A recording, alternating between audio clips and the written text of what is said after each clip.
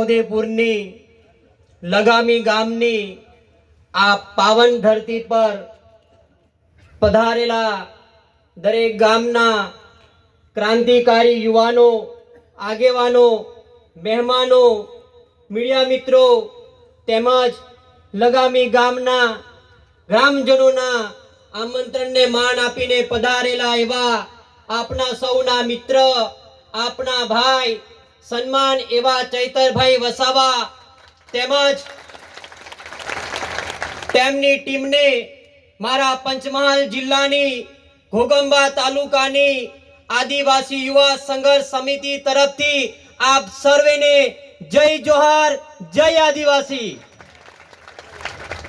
આદિવાસી સમાજ આ ધરતી પર, આ પહાડોમાં, આ જંગલોમાં આદિ અનાદિ કાળથી રહે છે। ત્યારે આઝાદી પહેલા આદિવાસી સમાજ પોતાના હક અને અધિકાર માટે, પોતાના જળ, જંગલ અને જમીન માટે અંગ્રેજો સામે લડતો હતો। આજે એ જ આદિવાસી સમાજ પોતાના હક અને અધિકાર માટે, પોતાના જળ અને જંગલ અને જમીન માટે આ સરકારો સામે લડે છે। કોની સામે લડે છે? આ સરકારો સામે।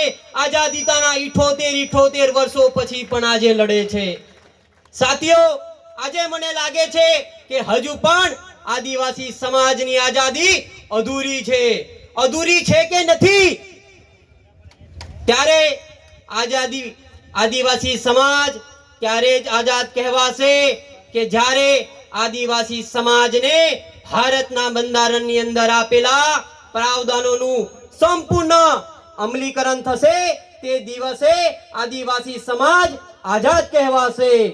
જેવા કે ગ્રામ સભા પેસા એક્ટ 1996 એમાં એવું કહેવામાં આવ્યું છે, ન વિધાનસભા, ન લોકસભા, न विधानसभा, न लोकसभा, सबसे बड़ी ग्राम सभा। सबसे बड़ी ग्राम सभा, चाहे कलेक्टर होय के एसपी होय, चाहे मामलतदार होय के चाहे डीएसपी होय, જ્યારે પણ આપણા ગામની અંદર મોટા પ્રોજેક્ટો કે કોઈ પણ પ્રોજેક્ટ લઈને આવવાનું થશે ત્યારે તેમને સૌથી પહેલા આપણા ગામ લોકોને પૂછવું પડશે, આપણી ગ્રામ સભાને પૂછવું પડશે। એવું હું નથી કહેતો, આ ગ્રામ સભાનો પાવર કહે છે, આ ગ્રામ સભાની સત્તા કહે છે। સાથીઓ, આ આદિવાસી સમાજ, આ વિસ્તાર, આ પહાડો, આ જંગલો, આ નદીઓ, આપણી આ ધરતી અનુસૂચિત 5 વિસ્તારની અંદર આવે છે। ત્યારે આ સરકારને પણ આ મંચ પરથી કહેવા માંગુ છું કે તેનું સંપૂર્ણપણે અમલીકરણ કરવામાં આવે તાત્કાલિક ધોરણે। સાથે સાથે આજે આદિવાસી સમાજ પોતાની જમીનો માટે તરસી રહ્યો છે। ત્યારે આ સરકારને પણ મારી આટલી મંચ પરથી નમ્ર વિનંતી છે કે અમારા વન અધિકાર અધિનિયમ 2006 પ્રમાણે અમારા આદિવાસી ખેડૂતોને અમારી સનદની જમીનો ફાળવી દેવામાં આવે। સાથીઓ, સાથે સાથે આજે આદિવાસી સમાજની પરંપરા, સંસ્કૃતિ, રૂઢિ રિવાજો આપણા બાળકોના શિક્ષણ, આરોગ્ય અને આપણી જળ, જંગલ અને જમીન બચશે ત્યારે જ આપણી અસલી આદિવાસીઓની આઝાદી થશે। વધારે આપણા મંચ પર ઘણા બધા ઉપસ્થિત મહેમાનો છે, પણ આ ધરતી પર આજે આદિવાસી સમાજના નામે વિકાસના ટોપલા ફોડીને આદિવાસી સમાજ આજે ભોગ બની રહ્યો છે। ત્યારે આજે વિકાસની મીઠી મીઠી વાતો કરે છે, વિકાસની મીઠી મીઠી વાતો કરે છે એવા લોકોને આજે આ મંચ પરથી કહેવા માંગુ છું કે તમે એક પેડ માં કે નામ, એક પેડ કે માં કે નામની અમારી આગળ વાતો કરો છો અને પાછળ તો તમે આખા ને આખા જંગલો કાપી નાખ્યા છે, મોટા ને મોટા પહાડો ખોદી નાખ્યા છે। ત્યારે આજે અરવલ્લી પહાડોની વાતો હોય કે પછી સુકી ડેમના પાણીની વાતો હોય કે નર્મદાના પાણીની વાતો હોય કે પછી વિકાસના નામે આખા ને આખા ગામડા ખાલી કરી દેવાની વાતો હોય, ત્યારે આજે આદિવાસી સમાજ અને સર્વ સમાજ એક સાથે મળીને આજે રોડ પર ઉતર્યો છે અને આંદોલન કરે છે, ત્યારે એ સરકારને પણ કહેવા માંગુ છું કે હજુ સમય આવવા દો, હજુ સમય આવવા દો. જે દિવસ અમારો સમય આવશે ને તે દિવસે અમે અમારા વાડી પણ કરીશું. તૈયાર છો ને બધા? આપણી વાડી કરવા માટે તૈયાર છો ને? ત્યારે આજે જંગલો કપાય છે, પહાડો ખોદાય છે, એના કારણે આજે નદીના પાણી, આજે આપણા ડેમના પાણી, કુવાના પાણી સુકાઈ ગયા છે. ત્યારે ઘણા લોકો, પૈસાવાળા લોકો, સરકારો વિકાસ વિકાસ વિકાસ વિકાસ, પણ આજે પણ આદિવાસી સમાજને કયા વિકાસની વાતો કરે છે સમજાતું નથી.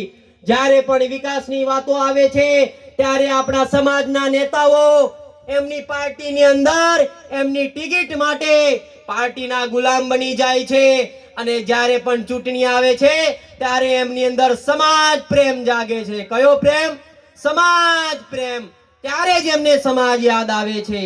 આજે આપનું બાળક સ્કૂલની અંદર ભણવા જાય છે ત્યારે શિક્ષકો નથી, ઓરડા નથી, રસ્તાઓ ના સારા વિકાસના ન કારણે, સ્કૂલો દૂર દૂર હોવાના કારણે, આપણા માતા પિતાઓ મજૂરી કામે શહેરોમાં જવાના કારણે આપણા બાળકોને હોસ્ટેલમાં મૂકે છે. હોસ્ટેલમાં દરેકનું બાળક છે કે નથી? ત્યારે હોસ્ટેલમાં આપણા બાળકને મૂકે છે ત્યારે તેમને સારું ભોજન આપવામાં નથી આવતું. સારું ભોજન નથી આપવામાં આવતું એટલા માટે આપણું બાળક બીમાર પડે છે. આપણું બાળક બીમાર પડે છે ત્યારે દવાખાનામાં જાય છે. જ્યારે સરકારી દવાખાનામાં જાય છે ત્યારે સુવિધાઓ નથી, એટલા માટે આપણું બાળક વહેલું સારું થતું નથી અને ઘરે આવતું રહે છે. ઘરે આવ્યા પછી ભણતર છોડી દે છે, ખેતી કામ કરવા લાગે છે, મજૂરી કામ કરવા લાગે છે. સાથે સાથે આરોગ્યની વાતો કરવી હોય ત્યારે આજે આપણો આદિવાસી વિસ્તાર સિકલ સેલ ડિઝીઝ તેમજ ટીબી જેવી ગંભીર બીમારીથી આજે આદિવાસી સમાજ પીડાય છે. ત્યારે ઘણા લોકો એવી વાતો કરે છે કે બેટી બચાવો બેટી પઢાઓ, બેટી બચાવો બેટી પઢાઓ, પણ એ મૂર્ખાઓને કહો કે અમારા આદિવાસી વિસ્તારમાં આવો. આજે પણ અમારી બેન, આજે પણ અમારી દીકરી સિકલ સેલ ડિઝીઝ થી પીડાય છે અને પ્રસૂતિની અંદર, જોલીની અંદર એના મૃત્યુ થાય છે. થાય છે કે નથી થતા જોલીની અંદર? ત્યારે સાથીઓ આ બધા પ્રશ્નો માટે આ લગામી ગામની અંદર આજુબાજુ ગામના દરેક આગેવાનોએ, યુવાનોએ આપણા બાળકના શિક્ષણ માટે, યુવાનના ભવિષ્ય માટે, અને આગેવાનો આપણા વિસ્તારની અંદર રાઠવા કોળીનો મુદ્દો આજે બી ધૂંધી રહ્યો છે. સાચી વાત છે ખોટી? ત્યારે આજે રાઠવા કોળીના મુદ્દે પણ આપણે સૌએ આગળ આવવું પડશે, આગેવાની લેવી પડશે. અને જ્યારે આદિવાસી સમાજના હક અને અધિકારો છીનવાય છે ત્યારે આ ધરતી પર ક્રાંતિની શરૂઆત થાય છે. ત્યારે ક્રાંતિની શરૂઆત આપનો ભાઈ, આપણો સમાજનો દીકરો ચૈતરભાઈ વસાવાએ શરૂઆત કરી છે. ત્યારે આપણે સૌએ એને સાથ અને સહકાર આપવાનો છે. બધા એમને સાથ અને સહકાર આપશો કે નહીં? અલા થોડો અવાજ કરો, નજીકમાં છે. અહીં 4-5 જણા આયા છે, પાછા પહોંચાડશે. કેટલાક આયા હતા એમ સમાજની મીટિંગમાં હોવ, એમને ચૂંટણી આવે તે દાડે જ ખબર પડે છે સમાજ. એટલા માટે જોરથી અવાજ કરો કે આપણે ચૈતરભાઈને સાથ સહકાર આપશું કે નહીં? સાથીઓ જ્યારે આ ધરતી પર ક્રાંતિની શરૂઆત થાય છે ત્યારે આ સરકારો કોને આગળ કરે છે? પોલીસને આગળ કરે છે. સરસ, આપણે બધા લોકો હવે જાગૃત થઈને જાણી ગયા છે. જ્યારે આ ધરતી પર ક્રાંતિની શરૂઆત થાય છે ત્યારે પોલીસને આગળ કરે છે. ત્યારે પોલીસ વાળાઓને કહેવા માંગુ છું કે મારો આદિવાસી સમાજ શાંતિ અને સંવાદમાં માને છે. પણ જો તમે નહીં